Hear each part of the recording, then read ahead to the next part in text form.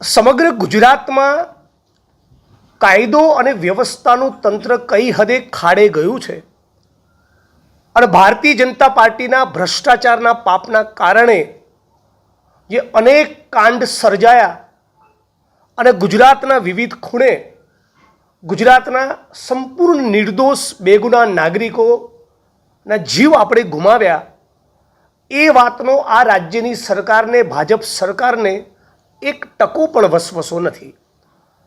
થોડાક સમય પૂર્વે સુરતમાં તક્ષશિલા કાંડની ઘટના બની, વડોદરામાં બાળકોની બોટ પલટી ખાઈ જતા હરણીકાંડની ઘટના બની, મોરબીની ઘટના બની અને બાદ રાજકોટના ટીઆરપી ગેમિંગ ઝોનમાં અગ્નિકાંડ સર્જાયો. આ ઉપરાંત રાજકોટના કોરોના સમયમાં શિવાનંદ હોસ્પિટલમાં આગ લાગી, શ્રેય હોસ્પિટલ અમદાવાદમાં અગ્નિકાંડ, ભરૂચમાં અગ્નિકાંડ. આ અનેક અગ્નિકાંડો અને જલકાંડોમાં થઈને અમારી પાસે જે આંકડા ઉપલબ્ધ છે એ પ્રમાણે 240થી વધારે લોકો ભ્રષ્ટ અધિકારીઓની પૈસાની ભૂખ અને ભારતીય જનતા પાર્ટીના ભ્રષ્ટાચારના પાપના કારણે હોમાયા છે. આ તમામ પીડિત પરિવારો વિવિધ સરકારી કચેરીઓ પાસે ન્યાય માટે અરજીઓ આપવી, આવેદનપત્રો આપવા, રેલીઓ કરવા, ધરણા કરવા, આંદોલન કરવા અને નામદાર ગુજરાત હાઈકોર્ટનો દરવાજો ખટખટાવવા અનેક પ્રયત્નો કરી રહ્યા છે. એ છતાં આ રાજ્યની સરકારના પેટનું પાણી હલતું નથી અને આ રાજ્યની સરકાર જાણે સંકલ્પ કરીને બેઠી હોય કે કોઈ પણ સંજોગોમાં પીડિતોને ન્યાય આપવાનો નથી, એ પ્રમાણેની પરિસ્થિતિનું નિર્માણ થયું છે.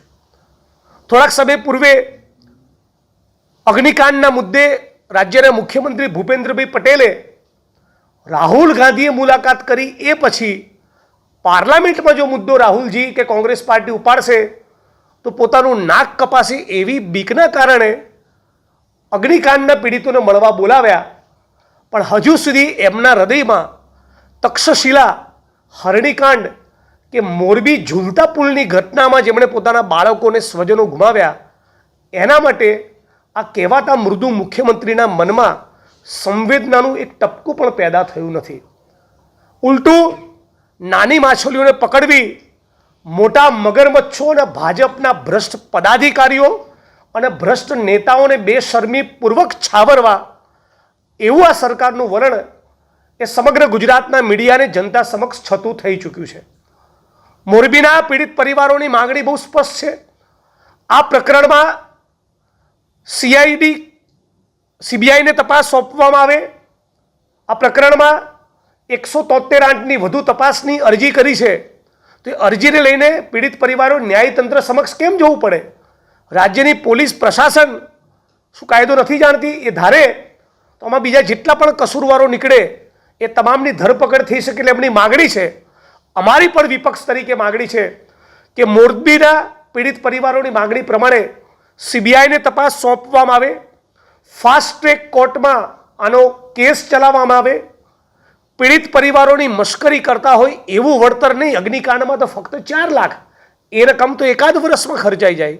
એટલે 1-2 કરોડ જેવી રકમ મોરબીના પીડિતોને આપવામાં આવે. અને જ્યારે સરકારે પોતે મોરબી નગરપાલિકાને સુપરસીડ કરી એક પ્રકારે કબૂલ્યું છે કે એમાં ભ્રષ્ટાચાર અને ખોટું થયું છે, મોરબી નગરપાલિકાની જવાબદારી બનતી હતી, એવું એક પ્રકારે નગરપાલિકાને સુપરસીડ કરીને સરકારે સ્વીકાર્યું છે, ત્યારે અમે માગણી કરીએ છીએ કે નગરપાલિકાના જે તે વખતના ચીફ ઓફિસર, તમામ ભારતીય જનતા પાર્ટીના હોદ્દેદારો, પદાધિકારીઓ, નગરપાલિકાના પ્રમુખ અને જે તે વખતના કલેક્ટર, આ બધાની સામે પણ આઈપીસીની કલમ 302 હેઠળ ગુનો દાખલ થવો જોઈએ. એના બદલે રાજ્યની સરકાર અને કહેવાતી બધી એસઆઈટીઓ એ સત્યશોધક સમિતિને બદલે જાણે ભીનું સંકેલો સમિતિ હોય એ પ્રમાણે બધાને જ ક્લીન ચીટ આપવામાં લાગેલા છે. આ તમામ ક્લીન ચીટની વિરુદ્ધમાં તક્ષશિલા, હરણી, ભરૂચ, શ્રેય હોસ્પિટલ, મોરબી અને રાજકોટ ટીઆરપી ગેમિંગ ઝોનના તમામ પીડિતોને ન્યાય મળે એટલા માટે મોરબીથી 9 ઓગસ્ટથી અમે એક ગુજરાત ન્યાય યાત્રાનો પ્રારંભ કરીએ છીએ અને આ ન્યાય યાત્રાનો એકમાત્ર ઉદ્દેશ સમગ્ર ગુજરાતના પીડિતોને, વિશેષ કરીને મોરબી, તક્ષશિલા, હરણી અને અગ્નિકાંડના પીડિતોને ન્યાય મળે, રાજ્ય સરકાર ઉપર ફરજ પડે, એમની તમામ ન્યાયી અને વાજબી માગણીઓનો સ્વીકાર કરવાનો, ફાસ્ટ ટ્રેક કોર્ટ મળે, સચોટ તપાસ થાય અને તમામ કસૂરવાર આરોપીઓ સાબરમતી સેન્ટ્રલ જેલના સળિયા પાછળ જાય, જેથી ફરી આપણા મોરબીમાં, રાજકોટમાં, વડોદરામાં, સુરતમાં, ભરૂચમાં, અમદાવાદમાં કે ગુજરાતના કોઈ પણ ખૂણે આવા જલકાંડ અને અગ્નિકાંડ એ ભાજપ સરકારના પાપે સર્જાય નહીં. એ વાતને લઈને 9 ઓગસ્ટથી મોરબી શહેરથી સવારે અમે ગુજરાત ન્યાય યાત્રાનો પ્રારંભ કરીએ છીએ અને આ યાત્રામાં તમામ ઘટનાઓમાં ભોગ બનેલા પીડિતો તબક્કાવાર અમારી સાથે જોડાશે અને 9 ઓગસ્ટ પૂર્વે મોરબી શહેરના એક વિસ્તારમાં, એક મોહલ્લામાં, એક શેરીમાં ફરીને સમગ્ર મોરબીવાસીઓને હાથ જોડી નમ્ર વિનંતી અને અપીલ કરવાના છે કે આવો સાથે મળીને મોરબીને અને સમગ્ર ગુજરાતને ન્યાય અપાવીએ. સાથોસાથ પાપનો ઘડો, ભારતીય જનતા પાર્ટીના ભ્રષ્ટાચારના પાપનો ઘડો પણ મોરબીથી ગાંધીનગર વિધાનસભાના સત્ર સુધી લઈ જવાના છીએ.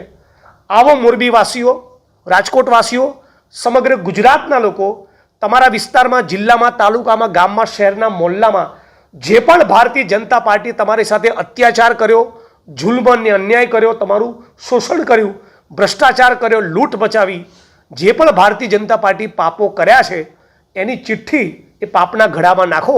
આ પાપનો ઘડો મોરબીથી લઈને નીકળીશું અને ગાંધીનગરમાં મુખ્યમંત્રી કાર્યાલયની બહાર કે કોઈ એક ચોક્કસ જગ્યાએ ભાજપના પાપનો ઘડો અમે ફોડીશું. આટલી જાહેરાત આ પ્રેસ કોન્ફરન્સના માધ્યમથી કરીએ છીએ. આ યાત્રામાં સામાજિક સંસ્થાઓ, સંગઠનો, આંદોલનકારીઓ, સમગ્ર કોંગ્રેસ પક્ષના અમારા મિત્રો પણ ખાસ કરીને આ વિપક્ષ કરતા પીડિત પરિવારોની યાત્રા છે. એટલે મોરબીના પીડિત પરિવારો, તક્ષશિલાના, હરણીના અને રાજકોટના ટીઆરપી ગેમના પીડિત પરિવારો આ બધા જ આ યાત્રામાં તબક્કાવાર જોડાવાના છે. રાહુલજી, પ્રિયંકાજી ખડગે સાહેબ, કેસી વેણુગોપાલજી બધાને પણ અમે લોકો રિક્વેસ્ટ અને અપીલ કરવાના છે. એમને અનુકૂળતા પ્રમાણે એ પણ જોડાશે. આપ જાણો છો એમ કે ટીઆરપી ગેમિંગ ઝોનના પીડિતો સાથે અને તમામ કાંડના પીડિતો સાથે રાહુલજી પોતે વ્યક્તિગત અમદાવાદમાં મુલાકાત પણ કરી હતી, એમની સાથે વિગતવાર વાત પણ કરી હતી અને આવનારા દિવસોમાં પાર્લામેન્ટમાં પણ આ મુદ્દો અમે ઉપસ્થિત કરવાના છીએ. બધા જ નેતાઓને અમે આમંત્રણ આપવાના છીએ. મેમ્બર ઓફ પાર્લામેન્ટ છે અમારા કોંગ્રેસ પક્ષના, એમને પણ કહેવાના છીએ. બધા તબક્કાવાર કોંગ્રેસ પક્ષના જે પણ આગેવાનો છે બધા પોતાની અનુકૂળતા મુજબ જોડાશે. 9 ઓગસ્ટથી શરૂ કરીને વિધાનસભાનું સત્ર છે દરમિયાન 22-23 ઓગસ્ટ સુધી આ યાત્રા રહેશે અને 300 કિલોમીટરની આ પદયાત્રા રહેશે.